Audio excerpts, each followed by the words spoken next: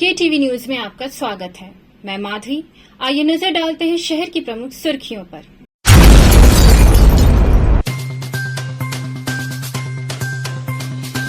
RPF व crime team ने 3 अंतर्राज्यीय टिकट दलालों को किया गिरफ्तार।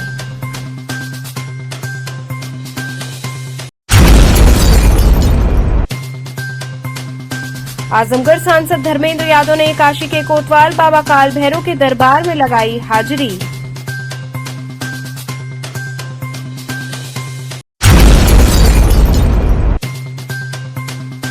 छात्रवृत्ति बढ़ाने को लेकर भदवर स्थित हेरिटेज मेडिकल कॉलेज से एमबीबीएस कर रहे छात्रों ने दिया धरना।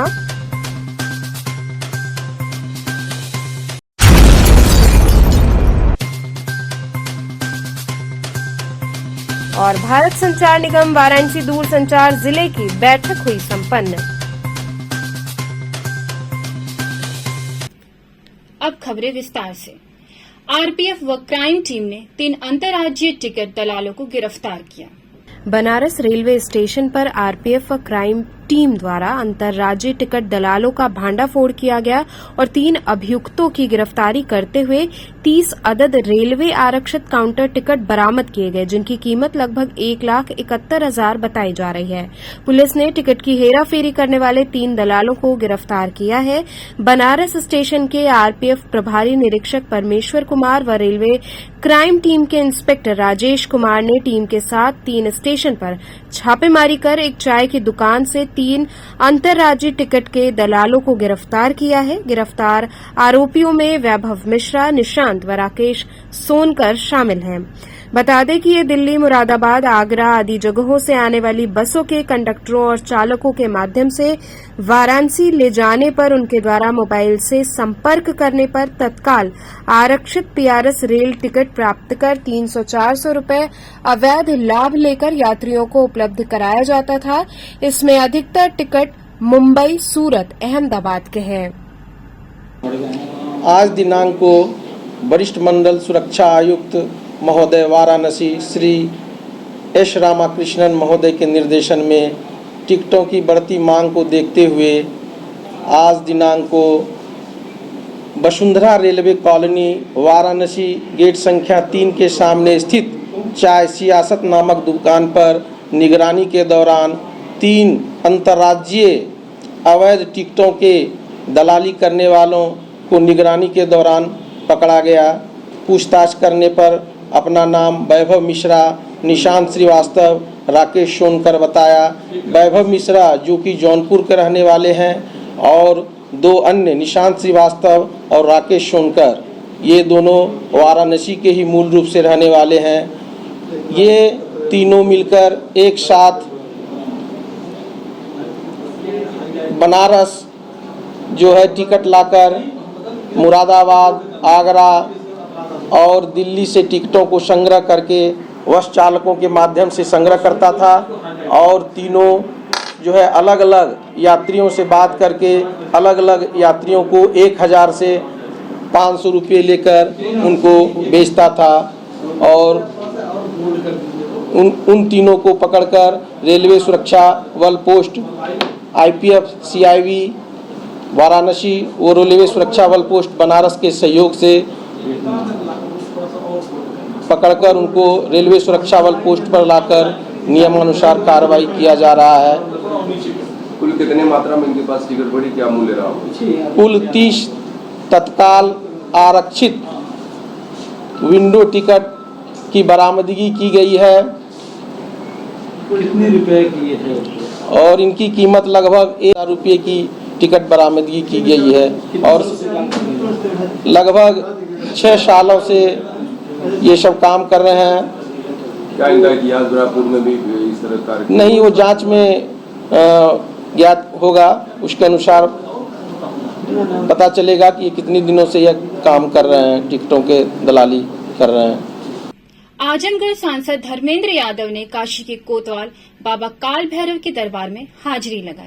आजमगढ़ लोकसभा सीट से नवनिर्वाचित सांसद धर्मेंद्र यादव शुक्रवार को वाराणसी आए। इस दौरान उन्होंने काशी के कोतवाल बाबा काल भैरव के दरबार में हाजिरी लगाई। सांसद धर्मेंद्र यादव ने बाबा श्री काल भैरव का विधि विधान से पूजन किया और उनके चरणों में शीश नवाते हुए बाबा की आरती की।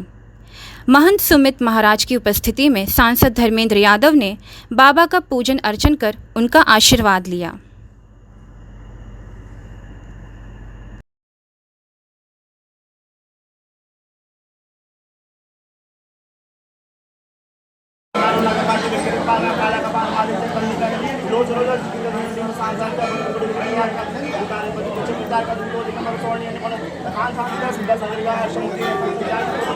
छात्रवृत्ति बढ़ाने को लेकर भदवा स्थित हेरिटेज मेडिकल कॉलेज से एमबीबीएस कर रहे छात्रों ने धरना दिया। रोहनिया थाना क्षेत्र के भदवर स्थित हेरिटेज मेडिकल कॉलेज मुख्य गेट को बंद कर 2015 से अभी तक के छात्रवृत्ति को बढ़ाए जाने को लेकर एमबीबीएस की पढ़ाई कर रहे छात्रों द्वारा हॉस्पिटल के मुख्य द्वार पर धरना प्रदर्शन किया गया। हेरिटेज के एमबीबीएस छात्रा ने बताया कि 12,000 छात्रवृत्ति मिलनी चाहिए, जिसमें हम लोगों को काट पीट कर हाथ में केवल 4800 रुपये मिलते हैं और पिछले 4 सालों से हमारे यहाँ पैसा बढ़ा नहीं है बल्कि घटा ही देते हैं। पिछले 3 सालों से यहाँ पर यह समस्या लगातार बनी हुई है और मैनेजमेंट इस पर कोई भी सुनवाई नहीं कर रहा है, इसलिए हम लोग यहाँ धरने पर बैठे हुए हैं। उन्होंने कहा, जब तक हमारी मांग पूरी नहीं होती है तब तक हम लोग इसी तरह धरनारत रहेंगे। मैनेजमेंट का कहना है कि हम लोग यहाँ पर सीट बढ़ा रहे हैं, इसलिए हम लोग आपको बढ़ाकर पैसे नहीं दे पाएंगे।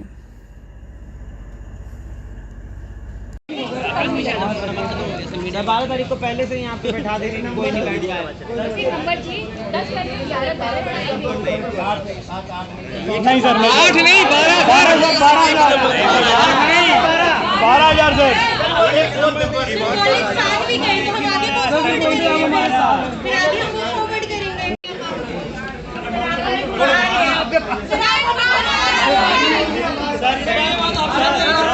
प्रकार की समस्या बनी। हम लोग से दिन रात यहाँ पे काम कराया जाता है, हम लोग पूरा अपना काम करते भी हैं अच्छे से, लेकिन हम लोगों को यहाँ पे स्टाइपेंड नहीं दिया जाता है, तो इस वजह से हम लोगों ने आज यहाँ पे स्ट्राइक किया है। कितने सालों से स्टाइपेंड की प्रॉब्लम है? ये स्टार्टिंग से 2015 से हमारा कॉलेज चल रहा है, लेकिन कभी भी हमारे कॉलेज में अच्छे से स्टाइपेंड नहीं दिया गया है। गवर्नमेंट ने दिखाया है कि 12,000 पर मंथ मिलेगा स्टाइपेंड, बट यहाँ पर नहीं मिलता है, हम लोग को 5,000 दिया जाता है। मैनेजमेंट का इस पर क्या कहना है? मैनेजमेंट कह रहे हैं कि आप लोग ऐसा मत करिए, और हम लोग सीट्स बढ़ा रहे हैं, हम लोग और बच्चों को पढ़ाने के लिए यहाँ पर ला रहे हैं, तो इस वजह से आप लोगों को पैसा नहीं दे पाएंगे हम लोग। जो पैसा आप लोग को 12,000 का डिमांड है, 5,000 ये दे रहे हैं, हाँ। इनका क्या कहना है? इस पर इनका यही कहना है कि हम लोग यहाँ पर और व्यवस्था हम लोग बढ़ा रहे हैं, और जगह पे सीट्स बढ़ा रहे हैं पीजी में, इसीलिए हम लोग आपको स्टाइपेंड नहीं दे पाएंगे। कोई अधिकार जी, वो सीट जो बढ़ा रहे हैं आपका पैसा काट के ही बढ़ा रहे हैं। जो सीट ये लोग बढ़ाएंगे वो बच्चे भी अपना फीस लेकर आएंगे। यहाँ पर कोई बच्चा बिना फीस दिए नहीं पढ़ रहा है, किसी को कोई और नहीं पढ़ा रहा है, सब लोग अपने घर से फीस लेकर आ रहे हैं। जो हम लोग फीस देते हैं उसी में से हमारा हक है, हमारा स्टाइपेंड, तब भी हमें स्टाइपेंड नहीं मिल रहा है। अभी आला अधिकारी यहाँ कोई आपसे बात करने आए? कोई नहीं आया हमसे बात करने, हमसे हमारा प्रिंसिपल बात नहीं करने आया है, कोई अधिकारी क्या है? हाँ, एक सर अभी यहाँ पर आए थे, ENT के HOD हैं वो हमसे बात करके गए थे। क्या बोले? वो कहकर गए हैं कि ठीक है, तुम लोगों का बढ़ा दिया जाएगा स्टाइपेंड, 12 तक तुम लोग वेट करो। बट हम लोग ऐसे वेट नहीं करेंगे, हम लोग कब तक अपने मॉरल वैल्यूज दिखाएंगे, कब तक हम लोग वेट करेंगे? 2 महीने ऑलरेडी हम लोग कर रहे हैं, 2 महीने से यहाँ पे ट्राई। अगर आपकी मांग पूरी नहीं होगी तो आगे आप लोग का क्या? हम लोग बैठे रहेंगे, हम लोग यहाँ से नहीं जाएंगे, कोई हॉस्पिटल में काम नहीं करेंगे हम लोग।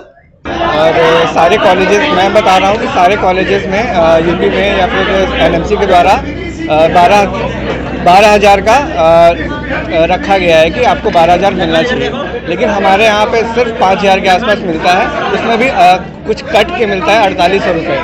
और हमारे यहाँ पिछले 4 साल से ये बढ़ा नहीं है, ठीक है। हर साल कुछ ना कुछ बढ़ा के ऐसे करके या फिर घटा ही देते हैं ये लोग, और कुछ बोलते हैं कि हमारे पास कुछ टाइम चाहिए, कुछ समय चाहिए, लेकिन ऐसा कुछ बढ़ता है नहीं। कितने साल से ये समस्या बनी हुई है? ये हमें पिछले 3 साल से 3 बैचों ने किया है, कुछ नहीं हुआ है। तो मैनेजमेंट इस पर क्या कह रहा है? मैनेजमेंट बोलती है कि हमें टाइम चाहिए, लेकिन कुछ होता नहीं है। कह रहे कि 3 साल टाइम बहुत होता है, ऐसा तो नहीं कि 3 साल कम तभी तो ये स्ट्राइक हो रही है ना, ये स्ट्राइक तभी हो रही है क्योंकि कुछ एक्शन लिया नहीं गया है। तो अगर आपकी मांग पूरी नहीं होती, आगे क्या आप लोग का एक्शन होगा? हम जब तक हमारी मांगे पूरी नहीं होंगी तब तक हम लोग नहीं करेंगे।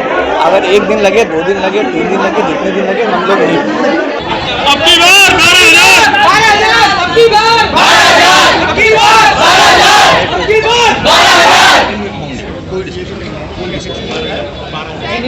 पॉइंट नहीं है बड़े भाई, अपनी संस्था है, अपने बच्चे हैं, ऐसा कोई पॉइंट नहीं है।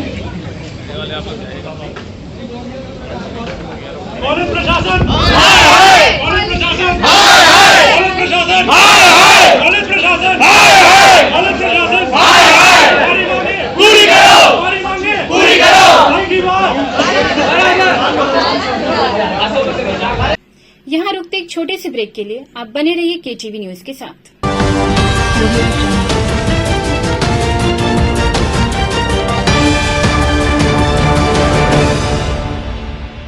खबरों से जुड़े रहने के लिए हमारे चैनल केटीवी वाराणसी को सब्सक्राइब करें और लेटेस्ट अपडेट्स के लिए बेल आइकन को प्रेस करें।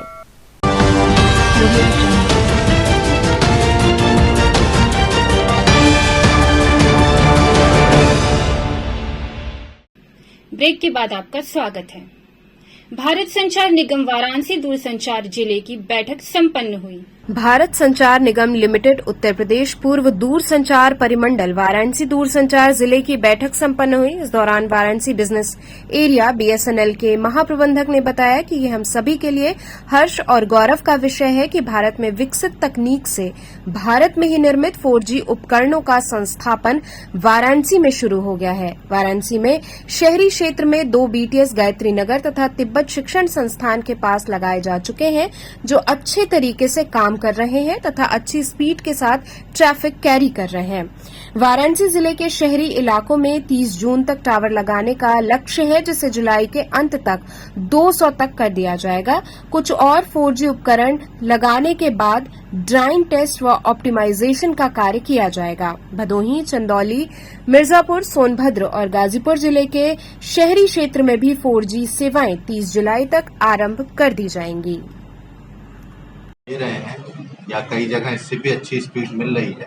इससे जो पब्लिक की आवश्यकता है चलने में या मोबिलिटी में या अदरवाइज, चाहे उनको टीवी देखना हो या कंप्यूटर से जोड़ना हो या कहीं बात करनी हो या डेटा भेजना हो, जो मूलभूत आवश्यकताएं हैं वो अच्छी तरह से पूरी हो जाती है।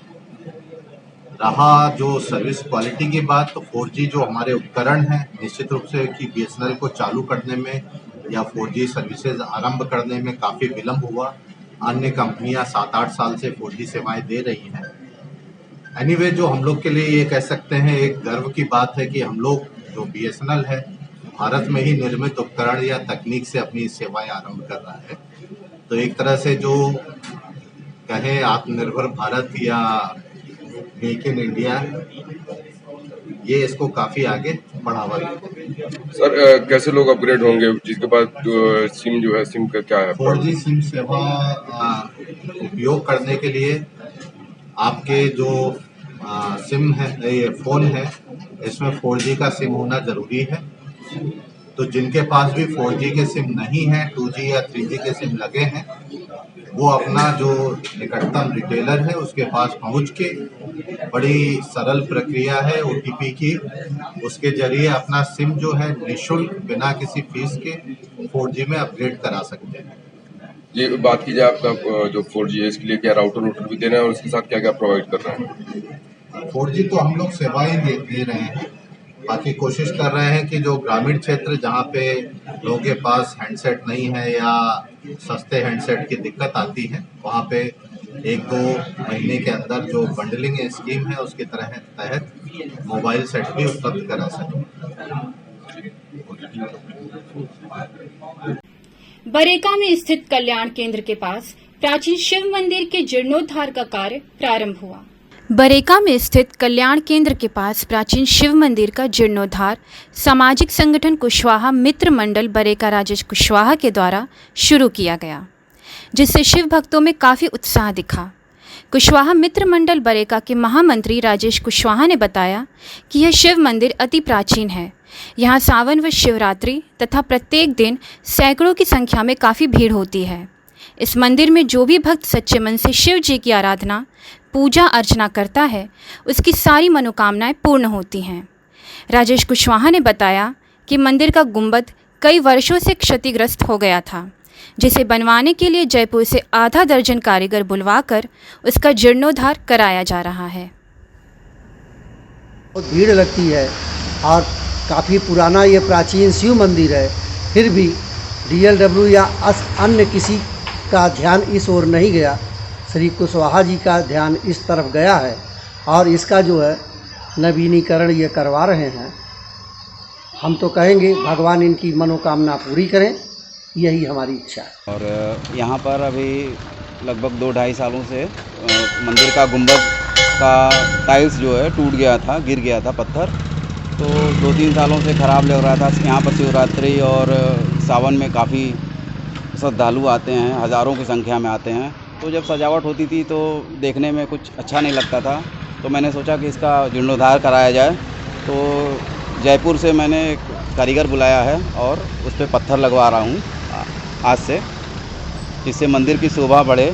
और सावन भी आने वाला है, तो सावन के दिनों में ये हमारा मंदिर सुशोभित हो, जो कि काफ़ी प्राचीन है, बहुत ही प्राचीन शिव मंदिर है। लोगों की आस्था इसमें है, लोग आते हैं, उनकी मनोकामनाएं पूरी होती हैं।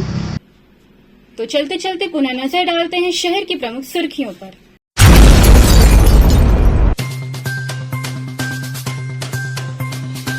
आरपीएफ और क्राइम टीम ने 3 अंतर्राज्यीय टिकट दलालों को किया गिरफ्तार।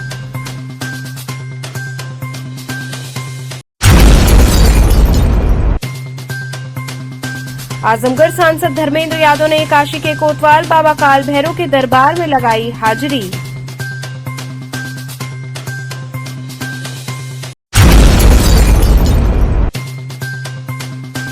छात्रवृत्ति बढ़ाने को लेकर भदवर स्थित हेरिटेज मेडिकल कॉलेज से MBBS कर रहे छात्रों ने दिया धरना।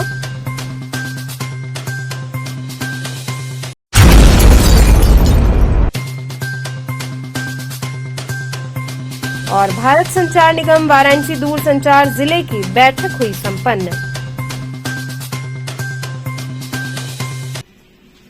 ये थे आज के समाचार। कल फिर होगी मुलाकात, तब तक के लिए नमस्कार।